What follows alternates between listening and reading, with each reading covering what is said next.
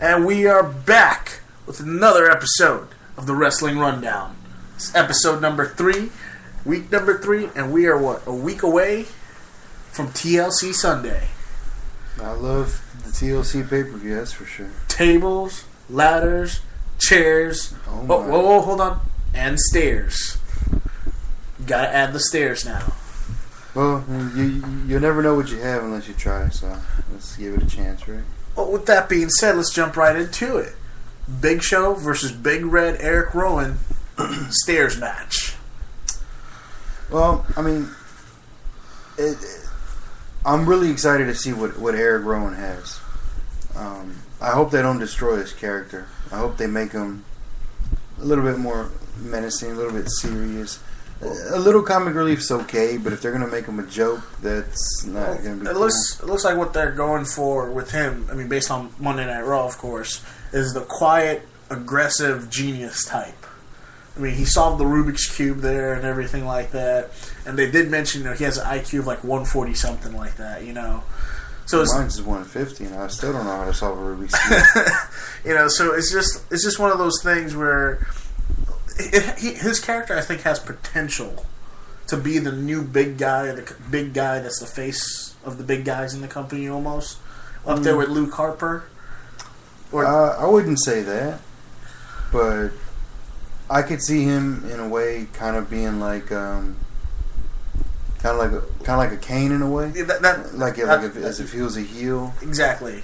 And if he was on a certain team, or if he was like a big heel. So he's like Kane's replacement, so to say. No, that's not what I'm saying at all. What are you saying about that? Well, if you let me finish saying what I was saying, go ahead. I can say what I was saying. Go ahead. I could see him being like, not necessarily like the face of the big guys, but like if he was a face, he could be the guy that people could bring on his team, like Cena brought on his team, or like I got a mystery tag team partner, and it's, oh my god, it's Big Eric Rowan, like I said, not necessarily the next Kane or Big Show, but somewhere he still gets the same reaction. Gotcha. And if he was a heel, you know how back in the day when Vince McMahon would always say, "Well, you know what? You're in a match tonight against Big Show," and everybody was like, "Oh my god!" And then Big Show would get his ass whooped. No matter what. He'd be like that. The big guy that you hear his name it kind of strikes a little fear into you, but at the same time, he's not. He can be. It gets overdone. Yeah. But the thing is, I kind of see a little bit of Brock Lesnar in him. Not necessarily Brock Lesnar, but as far as like him being as brutal and powerful. Because Big Show and Kane, I love them to death. I mean, over the past 15, 16 years, but they're jobbers now. That's all they really are. Do you remember that one match where they were trying to do like arm drags and drop people? You'll never forget that, will you? I'll never forget that match. Let them try something new. Obviously, it didn't work. No, I wasn't against it or anything, but can you imagine the creative meeting? They're like, okay, guys, so we're gonna have you guys do like close to cruiserweight moves, but not exactly cruiserweight. We're gonna have you do deep arm drags, a couple drop kicks. Well, you got to remember, it's World Wrestling Entertainment. Oh, it was a very entertaining match. I mean, I'm not saying it was like the match of the year or anything like that, but for entertainment, a little bit of a palate cleanser type match. I wouldn't call it that. I really would just call it a comic relief kind of thing. Kind of like when trying to put a nice spin on it. There's no. All it was comic relief. It's kind of like when your sister put that thing on Facebook where Triple H jumped off the second rope, and I think it was DiBiase who put his foot in the air. Oh, he stood there for like 30 seconds. And when he finally regained his composure, he fell down like Ric Flair. That's how it really was. Now, do you think it was one of those instances, like we talked about, where do you think he forgot what he was supposed to do, or it was just one of those, like, I'm just going to stand here and let people try and guess what's going to happen? If it was Triple H by himself, heel or face, I could see him forgetting. But that'd be the only excuse. But he was in there with Shawn Michaels. And when you get those two together... Yeah, it's just pure magic. Well, I was going to say pure mayhem. Well, magic too. I mean, chaos. That too. Okay, seeing that we did kind of segue into Shawn Michaels and Triple H there a little bit. What would you think would be a good, like, let's say Shawn Michaels in his prime, Triple H in their, so DX in their prime. Who would you pick from the current roster to put in a tag team match that you'd love to see a feud between DX and two other guys? Well, depends. Is DX heel, face, or tweeners? Let's go with the tweeners, where let's go with the face DX. Okay. Let's say face DX. So their fans love them and everything, all that fun stuff. DX in their prime, their faces. Which two guys would you want to see go against them for a feud? For if you want to build a feud around a real feud. Okay, yeah. If they're faces, I would love to see the potential that a heel Dolph Ziggler has with the push that he has now. Oh man, I mean, we know what he can do when he's not getting pushed. He'll get destroyed in matches. He'll win his fair share, but he'll sell it like crazy. He'll make the other guys look like... Who would you pair with him, though? I think that's. I would like to give Cesaro a push. Oh, if he had a push. Okay, with the ability that we've seen Cesaro have, you put Cesaro and Ziggler on one team. You don't need to worry about Cesaro talking because you'll give Ziggler the mic to do all the talking at that point. Right. Can you just imagine not just the matches but the back and forths that they will have with DX if that was to happen? And if you think about it, kind of like what you just said, Cesaro doesn't have to do the talking. Mm-hmm. Dolph Ziggler will, and Dolph Ziggler has the Famouser as his move. Do you remember another tag team where one of them didn't do much of the talking? Oh, you didn't know? You better call somebody. You better call somebody. But it'd kind of be like a new age outlaw kind of thing, I'll throw one other team at you. I'll throw in Seth Rollins and Dean Ambrose when they were heels, both heels, as the Shield. I could see that being a pretty interesting feud between DX because the lunatic fringe, Dean Ambrose. He's pretty much good at causing as much chaos as DX is, right? And the ability that Seth Rollins has in the ring, you match that up with Triple H and Shawn Michaels. You got something unbelievable there. Right. And it's another one of those situations where you don't really need Seth Rollins to do the talking. He can do some, but you don't need him to do all the talking. You got Dean Ambrose for that. Right. I mean, that's another team I'll just throw in there with them. I mean, I think that would be an awesome feud to see if we had like a time machine to bring back DX in their prime and everything. Right. Well, but then again, if it was DX in their prime, I mean, I don't think anybody would have a chance against Shawn Michaels in his prime and Triple H. Oh, that is true. So, if you wanted a real, like I said, when I said Ziggler and Cesaro, I thought it would be amazing to see that. But if you wanted like real competition for these guys, they'd have to be, heavyweights. So if it was them in their prime, I would say Chris Jericho when he was doing his best in the world at what I do thing. Yeah. If DX was face, if they were heel, then I could see with the Chris Jericho with how he is now whenever he comes back sporadically, and give or take. I mean, I could see Kane because Kane always put on great matches. I mean, I know I call him a jobber, but he always put on great matches. But I wouldn't pick him. I'll get back to you on who else. I guess we'll come back to it. So. We're talking about tag teams and stuff like that, pairings and stuff like that. Another match at TLC coming up.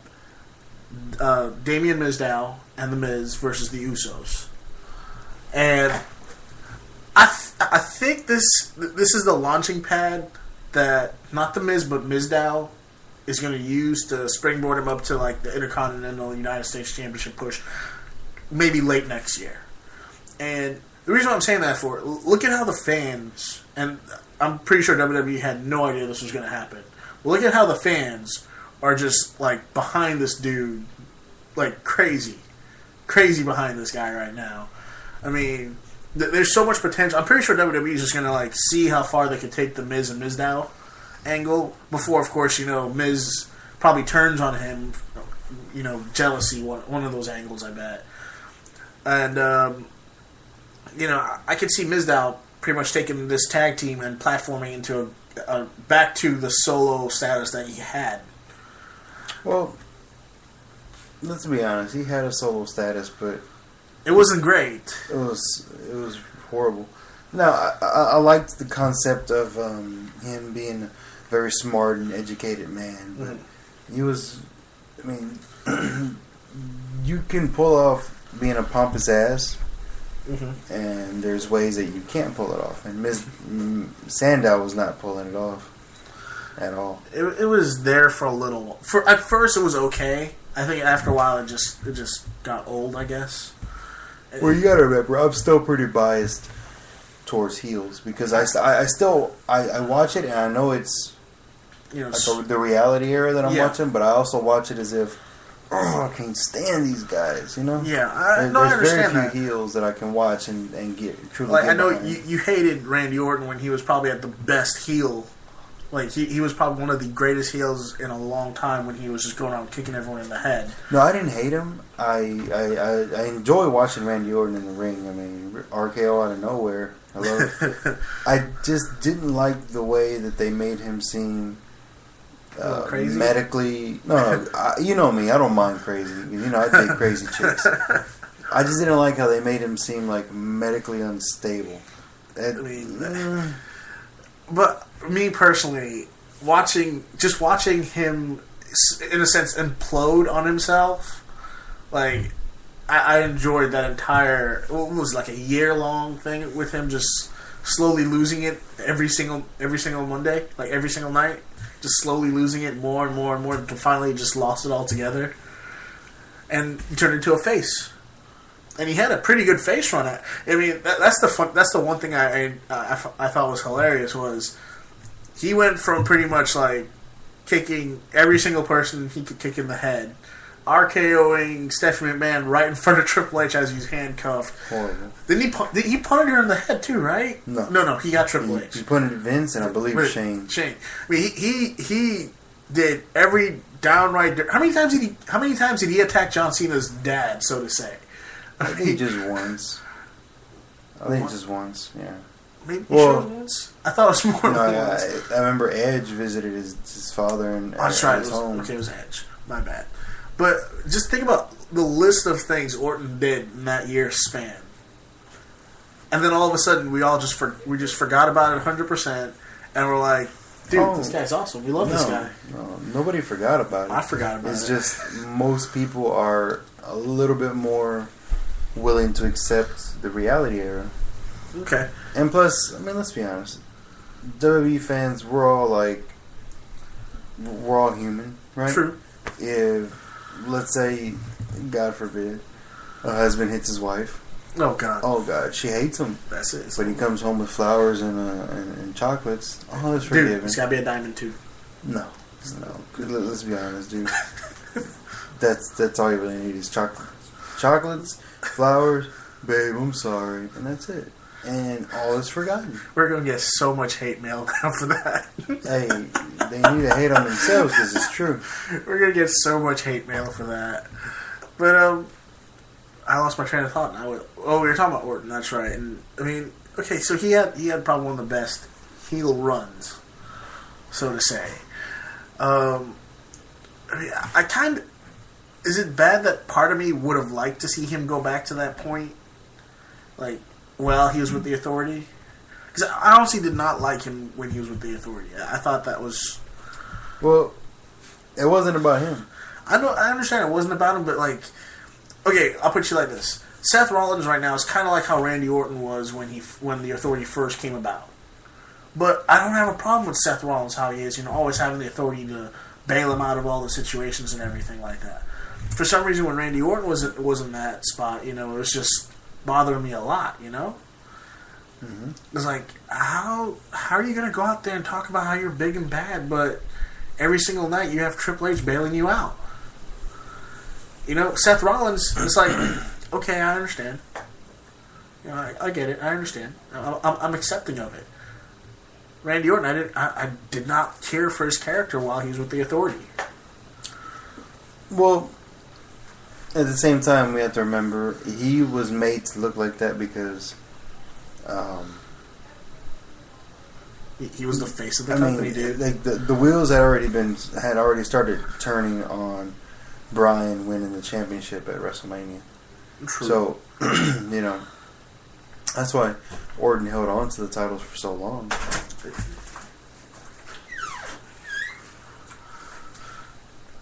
Sorry about that. We just have people just barging in here like that. What's going on there? KO out of nowhere. I told you to get it. You know, this is moments where you wish you had someone that would just stand by the door. Anyone tried to walk in, sweet chin music or RKO out of nowhere. We should get Stan. Stan? Where's Stan? He's on the floor. But I mean, so I guess the fact that they were probably planning to give it to Daniel Bryan, give the title to Daniel Bryan at that time was why Orton, like you said, held on for the title for so long. Right, and because of the fact that he was such a good face and such a good tweener that if all that stuff was applied to him as a heel, he'd be unstoppable. He'd be the way Brock Lesnar is right now, or like when he first came into the WWE, he'd be truly unstoppable. Yeah. Now, can you see? Just hear me out here. We haven't seen Orton on TV for about a month now, right? Now, Cena has that match with Seth Rollins, where if Cena loses, you know, he doesn't get he's no longer the number one contender for the WWE World Heavyweight Championship. Do you see possibly maybe Randy Orton causing Seth Rollins to lose that match and then starting up a feud with Seth Rollins? I can see. I mean, I could see it happening because let's look at it from this standpoint. Do you see Rollins going in a match one-on-one with Lesnar between now and WrestleMania? Really, outside of John Cena, there's really no one you could really say you're going to put in a match one-on-one with Brock Lesnar. So, what are you going to do with Seth Rollins? You got to give him something to do. So you bring back Randy Orton, you have him face off with Seth Rollins till maybe like Royal Rumble. Build up, you know. Yeah, that's definitely going to happen. I mean, there's no way that can't happen. Now, look at this possibility: Elimination Chambers right after Royal Rumble. Okay, let's say Brock Lesnar happens to be in the Elimination Chamber match. So we know there'll be Brock Lesnar, John Cena. We know that for a fact. Mm-hmm. Okay, you throw in Seth Rollins, Randy Orton as well. Mm-hmm. Okay, throw in Bray Wyatt, Dean Ambrose now. Okay. I think that would be a hell of an Elimination Chamber match. Sounds pretty good. Because, I mean, that's 3 feuds all in one match right there, if you look at it. Mm-hmm. You know, it allows for the lower card, like the rest of the card to be stacked with some other potentially good matches. You know, like a Dolph Ziggler versus Luke Harper, again, maybe. A Rusev versus... that's the other thing. Rusev versus Jack Swagger. I'm actually really excited to see that feud start back up again. Well, when it first happened, I was amazed. I was like, yes, this is what I want to see. And then it just died out. Well, you remember how you always said how one of the best things about like the Shawn Michaels versus Triple H feuds is that they lasted so long, but in between they'll have like other little feuds that they'll do? Yeah, but this one... I wouldn't say Swagger got buried, but I think that rivalry got buried. You think maybe now they're just trying to build it back up again to see if it's still there? I would say yes. And I mean, I see the potential for that rivalry to go on till past the Royal Rumble all the way into a WrestleMania match. Think about it. Okay, so Rusev wins at TLC. I can see that happening. All right, he's probably not going to win cleanly. He's probably going to be like a cheap win or something like that. Then we're going to go on to Royal Rumble where maybe Swagger eliminates Rusev. Right? Then Rusev, of course, does a cheap thing, pulls Swagger out of the ring. Mm-hmm. Go on to a match at Elimination Chamber, and then the final match will be at WrestleMania. I mean, that would be a nice little feud there for them, you know? Maybe Rusev finally loses at WrestleMania. Which, honestly, I don't see them... Me, personally, with Rusev, with how they've built him up, I think it's going to have to be a big-name star before he loses. I don't think it'll have to be a big-name star. I just think it'll have to be someone who the fans can get behind when it comes to them stepping it up. Okay, so take on Rusev. It's kind of like whenever Zack Ryder would come out of nowhere and challenge the heel for a title, or be like a mystery partner, or like a third person, whatever. Yeah. Everybody loves Zack Ryder, so that's why. So let's see. We've covered a little bit of the tag. We haven't fully covered the tag team match, by the way. The tag team title match is going to happen at TLC, mainly because there's little friction that they hinted towards with the Miz and which one's married to Naomi again? Which one of the Usos? I don't remember which one. I think it was Jey Uso. Okay, so the Miz gives his agent's card or something to Naomi, and kind of like makes eyes at her and stuff like that. Well, later on in the show, Miz dials in a match and Miz is sitting on commentary. Jay comes out and just like lays him out, and it's one of those hits where it's like, okay, I know this is all planned and everything, but at the same time, it looks like if Miz and Jay were to meet up somewhere outside of WWE, he was still going to smack him that hard. It was one of those where if you look at the Miz's face, like he was like, "Dude, you're supposed to hit me, but not that hard." Well, I would have a hard time not exactly sure of the Miz. And then Maurice, who we all know is married to the Miz, came out on Twitter and made some comments about her husband's just trying to look out for the lesser people and stuff like that, or something along those lines. Is this a possible return for Maurice? Maybe set up something between the Usos and Naomi versus Maurice and Miz and Mizdow? I mean, I think that'd be something entertaining to see. Yeah, I think that would be pretty interesting for a little concept there. And then, so we've gotten those matches. I feel like we're missing a couple matches here. How can you forget about AJ? AJ versus Nikki. Mm-hmm. I'm still. We were talking about this a little bit earlier. I'm still a little perplexed by the Brie Bella turn or not turn. I honestly don't know if she's a heel or a face anymore. I don't know what to think. I mean, one month she's her sister's assistant for the entire month, going all being all sad about it. Next, they're hugging each other, high fiving, and happy like nothing ever happened. Mm-hmm. I mean, it's just, I think it's a little odd, Well, they say the end justifies the means. If they have something amazing planned, it's kind of like when Bryan didn't win the title for so long, mm-hmm. and he ended up winning at WrestleMania. And in all honesty, that was the match. That was when and where he was supposed to win it. Yeah, they built it up right. Now, my thing is, and like we were talking about this earlier, are they going to just drop the ball and have her stay, happy-go-lucky with her sister, or is she going to turn on her at some point, or cost her the title at some point? That's going to build up to continue their feud a little bit. I already see the triple threat. I like to see it. I kind of want to see a Fatal 4. I kind of want them to bring Paige back into the picture. She'll come back. She'll come back. There's no doubt about that. I kind of hope so. Right now, that's kind of why you couldn't have the Triple H and Shawn Michaels feud going so consistently, because you don't want to make one person look weak. That is true. I think right now Paige would look weak, seeing as how she lost the Survivor Series. Yeah, God, that was elimination match. I would have liked for her to at least eliminate one person. Yeah, I would have liked for her to eliminate everybody except the last person. That would have been good too, because that would have kept her strong. But at the same time, you got to think about it, that might have made some of them look weak.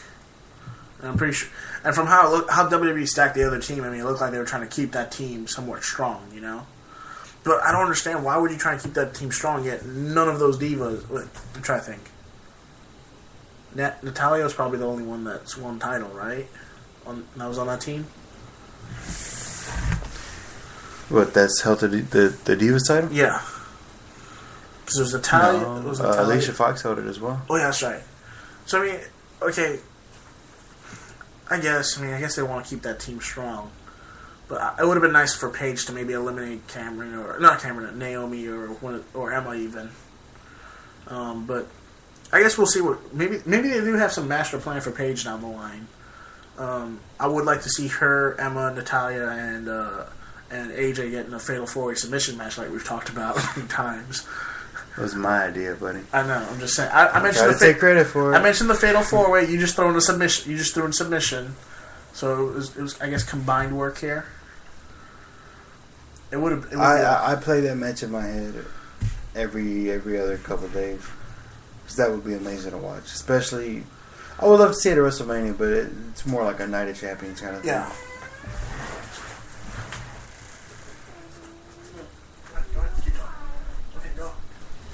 But it's one of those things where fans can only wish, right? We can only hope that we get a match like that somewhere down the line. Mm-hmm. I think what WWE needs to do is hire like a fan. Just have a fan just for creative ideas. Throw ideas back and forth. Not necessarily say you're going to do everything they say, but like the fans know what the fans want. I know they want to push certain people, but the fans know what the fans want. Yeah, and they do this whole spiel about they're doing it for what's best for business and they're doing it for the fans and all that stuff.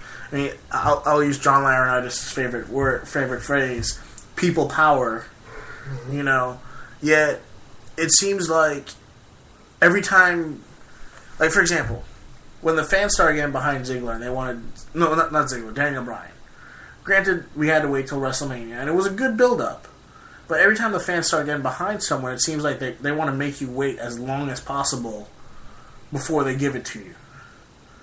And sometimes, by doing that, I think sometimes they lose the fans. In the sense where certain pushes that should have happened a lot faster start off, like for example, Cesaro. Mm-hmm. I mean, right when he was starting to get pushed with Paul Heyman and everything, people were starting to get behind him and all that fun stuff. It's like, all right, now's the time to get him good. Give him a strong push now.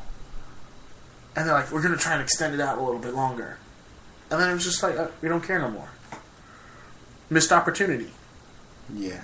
I mean, I think that's a pretty big missed opportunity, to be honest. Because that's a guy that, if they had built him up right, we're talking about who could face Brock Lesnar in a one-on-one match. Mm-hmm. That's a guy that, based on what he's done in past matches, that would be a hell of a match for him versus Lesnar. Oh yeah. I mean, think about it. You have Paul Heyman as both their managers. You put Paul Heyman in a spot where they're both arguing with one another. Paul's on the line. Maybe they do it like that. Paul Heyman's services is on the line or something like that. Mm-hmm. Lesnar versus Cesaro. Who's going to win? If Lesnar's going to go away for a while, you have Cesaro win. If you want Cesaro to look strong but not fall off completely, you give it to Lesnar. But I mean, it's just one of those things that they got to kind of work on, I guess. With that, let's segue into the big match that's going to happen at TLC. And I want to comment on that. I think it's WWE is doing an amazing job with Brock Lesnar not being there, mm-hmm. and them pushing everything else. Oh yeah. People have bitched and complained and moaned, and just like CM Punk said to Christian one time, bitching and bitching and bitching and bitching some more. There's a reason why they do everything that they do. I'm kind of glad Lesnar's out there. One, it would take away from the mystique of Lesnar. Mm-hmm. It wouldn't make him the attraction that he is. Exactly. And two, how many times do people complain about, oh, John Cena's a champion, or oh, Randy Orton's a champion? Like, well, you know what? You have neither of those as champion right now, and you don't even have to worry about who the champion is. You know what you have to worry about? Who's going to face the champion. Because now think about it. Okay, Seth Rollins has the Money in the Bank. He can face the champion whenever he sees fit. Right? Uh-huh. Cena's the number one contender. Well, guess what? After TLC, what happens if Cena loses? Who becomes the number one contender at that point? I don't know. You know, guess. Do we? Okay, let's look at it from this standpoint now. Okay, so let's say Cena wins. Mm-hmm. Let's say so Cena's not in the Royal Rumble match. Lesnar says he won't face Cena until WrestleMania. Who wins the Royal Rumble? We don't know.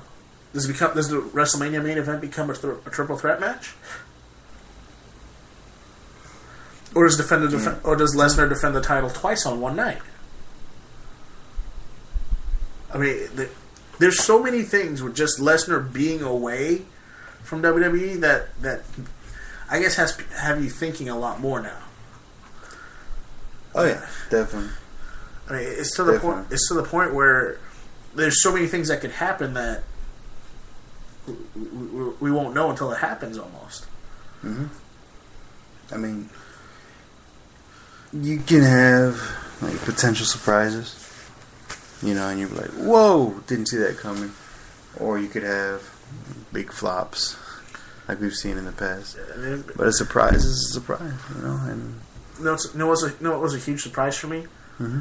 When I was listening to the Stone Cold Steve Austin podcast with Vince McMahon this past Monday night, mm-hmm. I was a little surprised to hear Vince McMahon apologize to CM Punk. I was not surprised, however, where he said, we're not really going to talk about it. We're just going to kind of skip over it a little bit. I would like to apologize. He was politically correct, so to say. He said all the right things. Mm-hmm. He pretty much tried to avoid the topic as best as he could. It was very interesting throughout that interview to note that Vince McMahon is still I hate to say it, but I don't think him and Triple H are going to be seeing eye to eye very often. Well, I mean, remember we were talking about how Triple H knows what the younger generation wants? Yeah. Vince is kind of out of touch a little bit, you right, think? When it comes to that. The feel I got from it is Vince is more, how can I put it? He's more in touch with the wrestlers, so to say, when it comes to handling them and dealing with them and dealing with issues that come up. Whereas Triple H is, that Attitude Era mindset where if you're hurt, you're still going to wrestle. We don't care type of thing, Because he's like, I've been there, I've done that. Well, I don't want to hear you complain type of thing. And that could be an issue down the line, Whereas he's in this mindset of, I'm a former wrestler, I know what it's like. I've been through injuries, I wrestle through injuries, blah, blah, blah, blah, blah. It's kind of like for example, the retired NFL players that are now sportscasters and stuff like that, when they want to talk about, oh, that guy, when I played football, if I got a concussion, I'll just go back out there and play anyway, It's easy to say that. And it's also easy to say, oh, if I got shot in the leg, I could keep doing whatever I was doing. I know. I guess my thing there is maybe, a while ago I was thinking, Triple H is what's good for the WWE. He has good ideas. He's going to help rejuvenate some of the things that they were lacking. And with all the stuff that's gone on recently with Punk's podcast and with Vince's response, and so to say, I'm starting to question whether or not Triple H is really going to help or hinder the growth. And when I say growth, I'm not talking about from the standpoint of new talent or anything like that. I'm talking about keeping talent. Mm-hmm. And everyone says, "Oh well, they're WWE is the only show in town."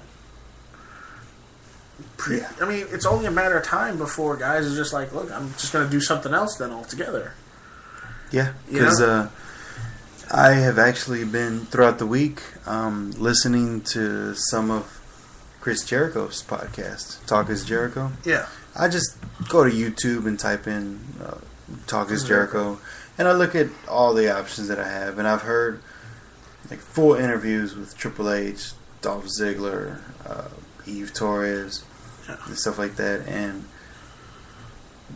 they continue to stay pretty relevant outside of the WWE. Yeah, look, CM Punk's gonna be writing comics now for I think the Avengers, is it, or not the Avengers, Thor. the superstars are finding ways to get out of wrestling if they have to, because maybe what Punk said in his interview was true, you know? Where if you try to stand up for yourself or say, no, I can't wrestle because I'm hurt, you know, well, okay, we won't use you for the next 5-6 months.